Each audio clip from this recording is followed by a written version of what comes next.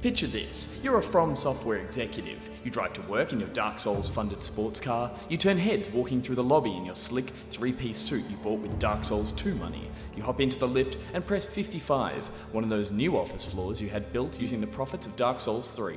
As you settle back into the lift, something punches through the closing doors. Arms, strong arms. They tear the doors open. Those arms are attached to Hidetaki Miyazaki. Hulking in the door, he says to you, "I want to make Dark Souls again." A brilliant idea. You go to respond, but a muscly sausage finger presses against your quaking lips. This time, you're a ninja. You nod and he pulls away. The doors close, and you ride the lift all the way past level 55 to heaven. Sekiro Shadows Die Twice is Dark Souls with ninjas, but it's so much more. The From Software DNA is unmistakably at the core of this challenging action-adventure through 16th century Japan.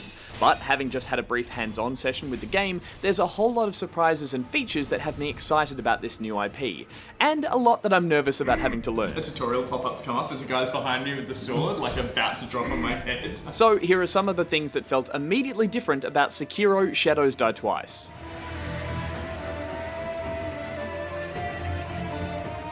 Starting the demo out balancing precariously on a tree branch is certainly one way to get to grips with the game's new movement systems.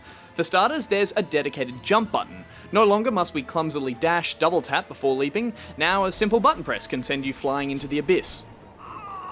Luckily, this is where the game's signature grappling hook comes into play. Nothing new by video game standards, but here, utterly game-changing. Grappleable places are indicated by a small circle that appears green when in reach. And in a genre very much about linear paths and obtuse platforming sections, I'm looking at you Blighttown, the grapple opens up the verticality of areas and more importantly changes how you look at approaching each encounter. Do you rush in and aggro your enemies before hastily retreating, or do you zip to the rooftop and pick off foes with ranged attacks? Both options have equal chance of success, or more likely failure. Unless you decide to go full ninja and utilise the game's stealth mechanics. Crouching in undergrowth or staying out of sight before approaching enemies will allow you to pull off a one-hit killing blow, which rings with the same satisfaction as the backstabs and riposte crits from Dark Souls. So I can definitely see this becoming the default plan in most situations, especially if it means eliminating that big scary screaming guy before dealing with his smaller squishy friends.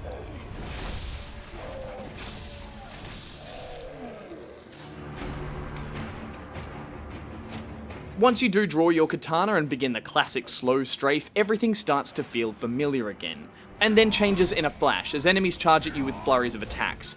These aren't your typical stumbling undead, these are cunning warriors like yourself, and it shows in their fighting style. Many enemy encounters often feeling more like Souls PvP fights. In place of a depleting stamina bar is a new poise break system, which did exist behind the scenes in Souls. Here it's the most critical aspect of combat. Should this meter fill all the way and break, you'll be left open to attacks. Fortunately though, this system is mirrored for your foes. Once broken, you'll be able to then pull off another one of those spectacularly bloody finishing blows. That's not to say the classic go-to style of quick roll, strafe, attack isn't still super effective. And now without a stamina bar, you're free to roll and jump to your heart's content. This leads to faster and more frantic combat, but it also proved to be the steepest part of the relearning curve. Boss fights in particular require a combination of all these new techniques, as well as a few additional tricks you keep up your sleeve, or arm. Taking a page out of the Bloodborne playbook, your mechanical prosthetic limb transforms into a number of secondary weapons, ranging from a flamethrower to slow down enemies, an axe to break shields, and of course classic shurikens. Even playing as a super nimble and deadly ninja with a host of new skills and weapons, let's not forget that Sekiro is by the same team that designed that punishing gameplay loop that delights in our demise. Translation? So you're going to die. Expect to regularly find yourself on the sharp end of a sword. The good news is, now you get a mulligan. As the name suggests, dying in Sekiro is a two-stage process. You can now instantly resurrect on the spot and continue the fight. Die again, however, and you're sent back to the most recent shrine, aka bonfire. It's clearly a more forgiving mechanic than we're used to seeing from, but with no armor options to be seen and only protection spells to keep you safe, death looks to come quick and often in this world, so 2 lives still probably isn't going to cut it. Finally, when you do return to the land of the living, you'll notice that the devs have done away with one of their most iconic gameplay systems, the Soul's Walk of Shame.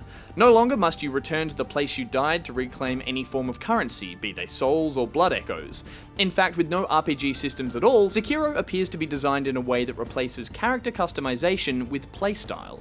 This sees the end of the One Bro community and obscure challenge runs. Now, playthroughs will differ depending on how you choose to navigate each area and engage in the combat. This will mean less variation overall, but it also feels more focused.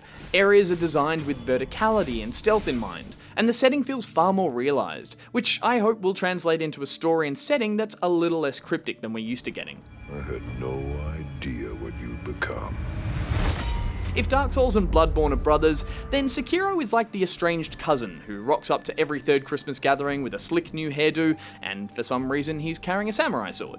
And this demo was just a small vertical slice of the game.